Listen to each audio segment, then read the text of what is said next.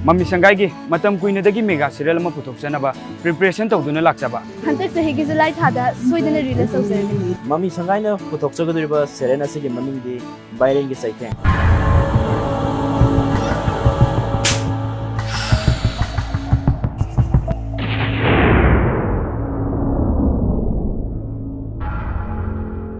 Smartphone gi matam sida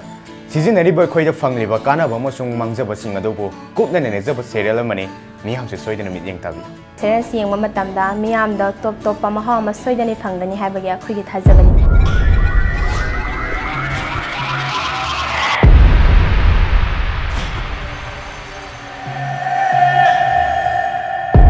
While phone bulana sizinabadagi akhoi society asida mangtharagliba moral values sing asi khajiktam orbasu chumthokpa ngamgadra haibagi wakhalonda akhoi serial asi namjabani mayam soidana mideng tabi akhoi Mami Sangai na puthokchaba Cheitheng gi Cheitheng haina mithonjaba serial asibu mayam chungchoi choidana miyeng tabi